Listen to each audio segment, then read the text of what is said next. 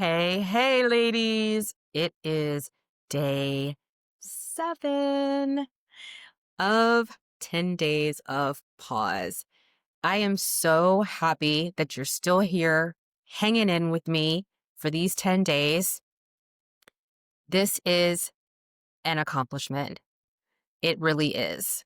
To be able to purpose yourself, to take time for you, for your health, for your well-being, for your purpose. It's important. We've had some good talks, haven't we? I've loved bringing you these messages, these pauses, and today is no different. Today, we are going to talk about the pause of presence, remaining present in the moment. Why is this important? When our minds rush ahead or replay the past, we tend to lose touch with where we are in the moment. Remember, we talked earlier about the seasons of life. When we rush ahead to figure out the next season, or we replay what has happened in a previous season, it takes away our power and authority in the present season that we're in. Okay? We don't want that. Rushing ahead into the next season, replaying the previous season, causes us to lose our power and authority in the present season that we are in. And we want to remain in the present season. Yeah? Yes. That's what we want. Or that's what I want for you. Remain in the present season. And I know I talk a lot about the women that I coach. It's because I celebrate them. I honor them for stepping out, for wanting better for themselves. But I learn a lot from the women that I coach. I coach women from all walks of life, all different ages and experiences. And as I said in yesterday's video, anxiety is one of the most common things that women come to receive help from coaching with. Anxiety and how to deal with anxiety that comes into their life, that shows up in their worlds. When I begin to ask them questions about what's going on in their lives and their thought life, what do they begin to tell me? One of two things. One of two things. They tell me their fear of uncertainty about the future or the pain of regret and grief from the past. Every time. Every time. It's one or the other.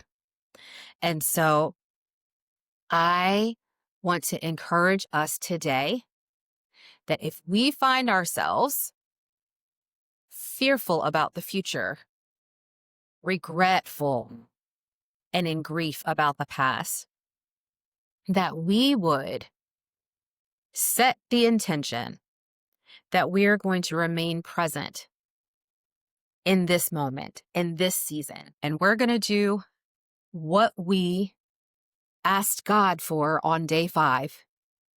We're going to ask Him again for wisdom. We're going to ask God for wisdom on what is happening in our present life, in our present situation.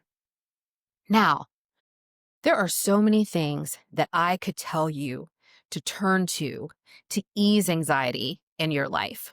For me, I love the Bible. So, of course, I will turn to the Bible or different biblical teachers that I love. I'll turn to some of their readings and interpretations, and I'll do that sometimes.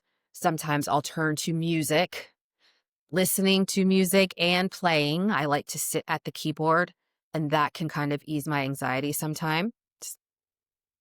But I'll be very honest with you. A lot of the women that I coach, it is very difficult for them to even pick up a book, pick up a scripture. Sometimes music can be triggering. It just depends on where you're at. So, one of the things that you can do when you are struggling to be still, to tap in to things that bring you peace, maybe you enjoy reading the Bible, but sometimes you're just so anxious you can't even do it. Like, that's real, that can happen. Maybe you're so bothered that the music that you listen to and usually calms your spirit, it's agitating you. These things can happen, right?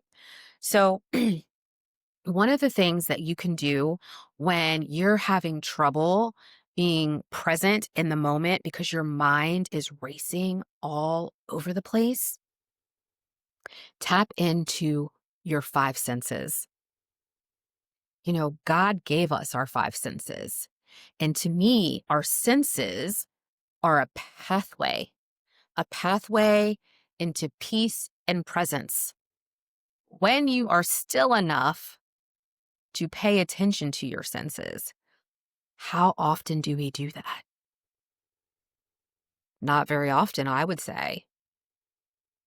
Not with the intention of really focusing in on what it is that your senses are telling you, right? So, this is something, and I will put this in the workbook for you with a little explanation and more detail, but this is something that you can do. It's the sensory pause. This is the presence pause. Presence, senses, being in the moment.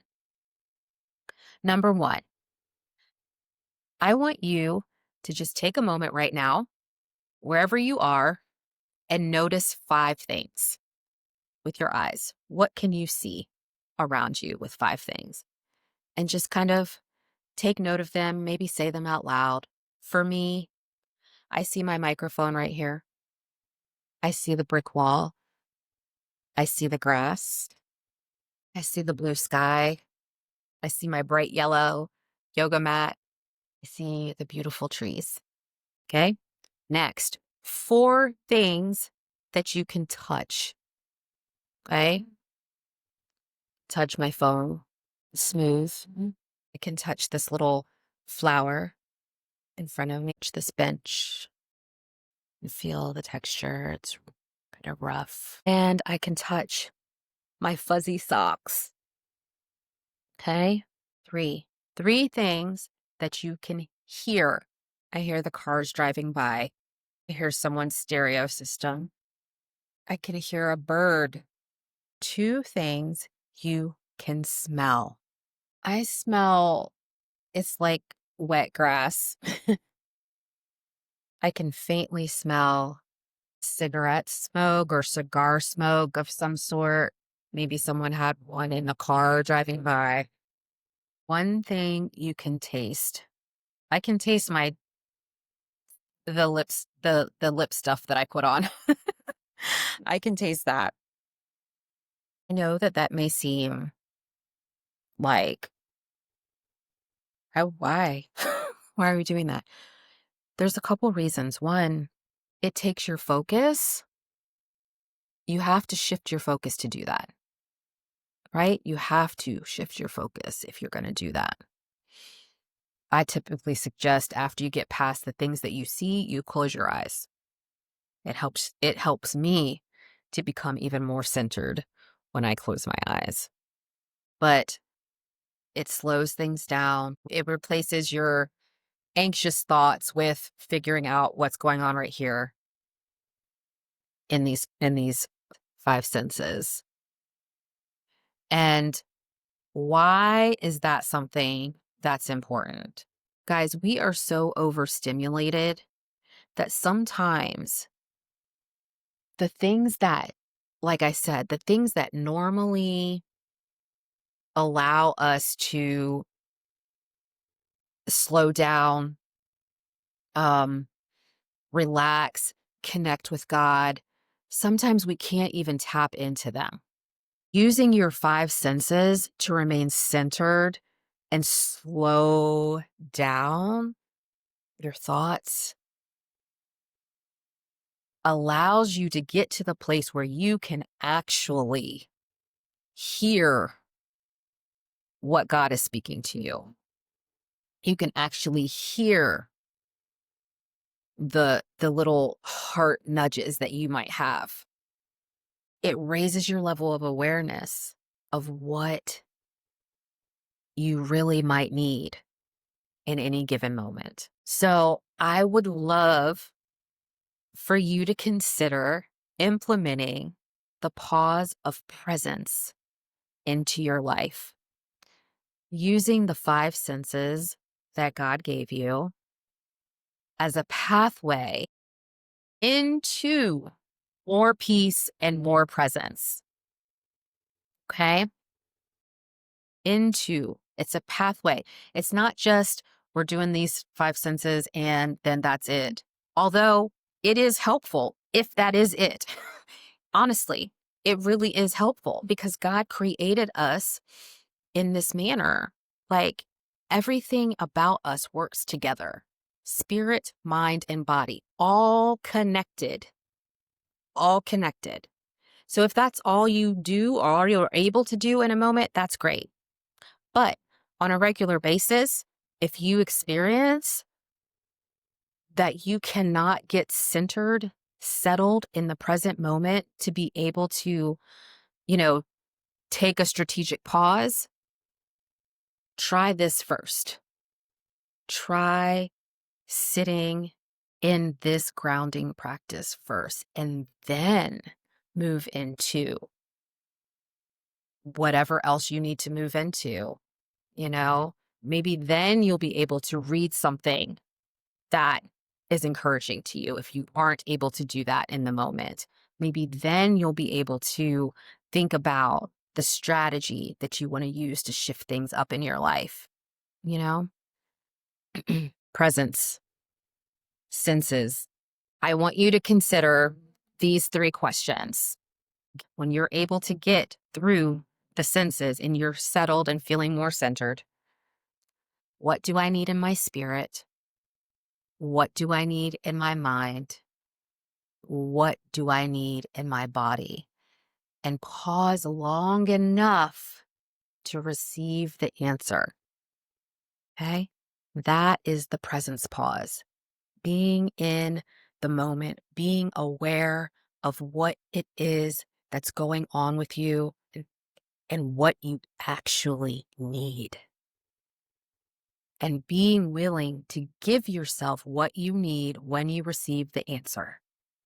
Remember of day 1, it takes some intention. It takes some persistence, consistency to be in the pause. But you can do it. You are worthy of it. Your purpose is worthy of it. And the people that are waiting for you to step into purpose whole and abundantly are worthy of it as well.